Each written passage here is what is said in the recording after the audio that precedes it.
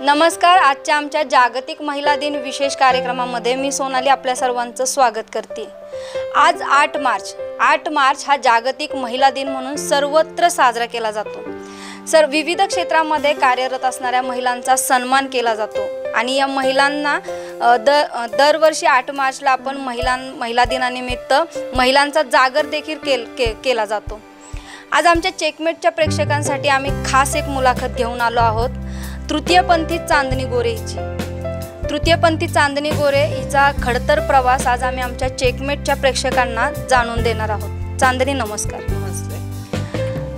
आज महिला दिन विशेष आहे. महिला दिनाचा जागर सर्वत्र केला जातो. महिलांना शुभेच्छा दिल्या जातात. काय सांगशील एक तृतीयपंथी म्हणून? सगळ्यात पहिल्यांदा जागतिक महिला दिनाच्या सगळ्या महिलांना आणि माझ्या तृतीयपंथीयांना मनापासून शुभेच्छा. आज कुठेतरी अभिमान वाटतोय की आज आम्ही समाजाच्या प्रवाहात येण्याचा आमचा जो खडतर प्रवास किंवा आम्ही जे परिश्रम आहेत त्याचे आम्ही आज कुठेतरी एक पुढे जाऊन इतिहासात असं म्हणू सुद्धा शकतात की चांदणी होती, दिशा होती. त्यांनी ह्या कम्युनिटीसाठी खरंच खूप काही केलंय, हेच मी बोलू इच्छिते.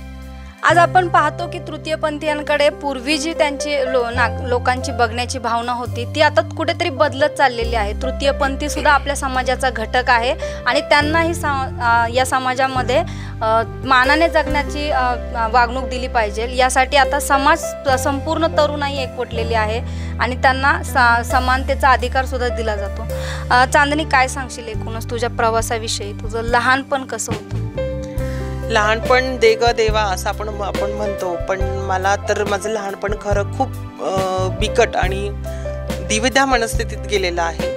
कारण ज्यावेळेस आपण टीनेजर वयात येतो त्यावेळेस आपल्याला बघा आपल्या हार्मोन्स, आपल्या लैंगिकतेत थोडे बदल व्हावे लागतात. आपल्याला एका 13-14 वयात असताना आपल्याला एका मुलीचं आकर्षण होत असतं, पण आमच्या ह्याच्यात मला एका मुलाचंच आकर्षण व्हायला लागलं होतं. आणि हा बदल माझ्यात का, म्हणून मी आरशासमोर राहून मी नेहमी विचारायचं की मीच का वेगळी, मलाच का हा त्रास होतोय. आई साडी नेसताना जी निर्या घेते ते मलाही घेऊशी वाटत होतं. केस धुतल्यानंतर डोक्याला टॉवेल बांधते, तो मी का नाही बांधू शकत, मलाही ते हवंय. माझा आतला आत्मा म्हणत होता की तू फेमिनाईन आहेस, तू बाई आहेस.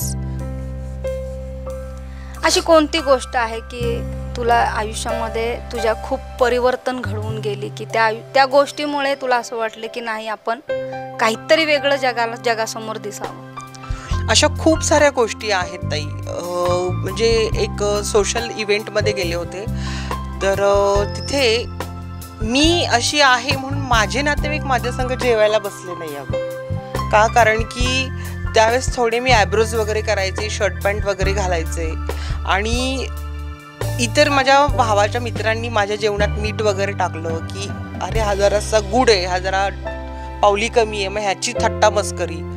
पण मग मला ते पटलं नाही म्हणण्यापेक्षा माझ्या मनाला खूप ते वाईट वाटलं की मला का हा त्रास, मी का हे सहन करू, माझी काय चूक आहे की मी थोडीशी वेगळी आहे.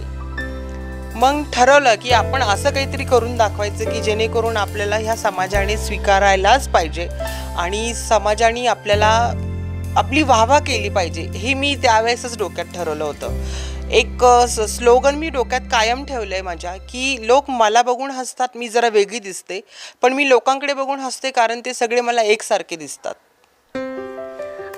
चांदणी निर्भया या संस्थेसाठी लहान मुलांसाठी विशेष करून काम करते आणि या लहान मुलांसाठी काय काम करते निर्भया संस्थेच्या माध्यमातून आपण चांदणीकडनं जाणून घेऊया. चांदणी, काय सांगशील? निर्भया ही संस्था तू चालवतीये, लहान मुलांसाठी विशेष करून आहे. काय या संस्थेच्या माध्यमातून लहान मुलांसाठी कार्य करते? आत्ता तरी माझ्या संस्थेमध्ये 74 मुलं आमच्याकडे रजिस्टर आहेत आणि ही सगळी मुलं धुणं भांडी करणाऱ्या मोलकरणींची मुलं आहेत, बिगारी कामगार करणाऱ्या महिलांची ही मुलं आहेत. आणि आपण ह्या मुलांना दैनंदिन जीवनात आपण आज बघतो की प्रत्येक कुठं ना रोज 2 दिवसाआड आपल्याला पेपरमध्ये म्हणा, न्यूजमध्ये म्हणा की कुठेतरी चाइल्ड सेक्शुअल ॲब्यूजची, लैंगिक छळाची एकतरी गोष्ट येते. आणि मी स्वतः त्यातून गेलेली असल्यामुळे मी कुठेतरी ठरवलं की आपण जिथे राहतो आपण त्या परिसरातल्या निदान 1-2 जणींना का होईना आपण गुड टच बॅड टच कसे ओळखायचे ह्याचं आपण प्रशिक्षण देऊया. आणि मग त्याच्या माध्यमातून मी बाल लैंगिक शोषण रोखण्याचं मी काम करते. आज बऱ्याचशा केसेस आहेत. मला आज पोलीस स्टेशनमधून सुद्धा फोन येतात. त्यांच्या रेझिंग डेला मी सहकारनगर सारख्या एरियातल्या शाळांमध्ये जाऊन गुड टच बॅड टचचं प्रशिक्षण दिलेलं आहे. मी माझ्या एरियात देते. म्हणजे अशा बऱ्याच माझे लहान मुलांविषयीच्या माझ्या ॲक्टिव्हिटीज चालू असतात. त्यांना मैदानी खेळ किती आपल्या शरीराला फायदेशीर असतात ह्याचं मी त्यांना हे देते. मी संस्कार वर्ग चालवते. ही अशी लहान मुलांविषयी माझी कामं आहेत निर्भया संस्थेच्या माध्यमातून.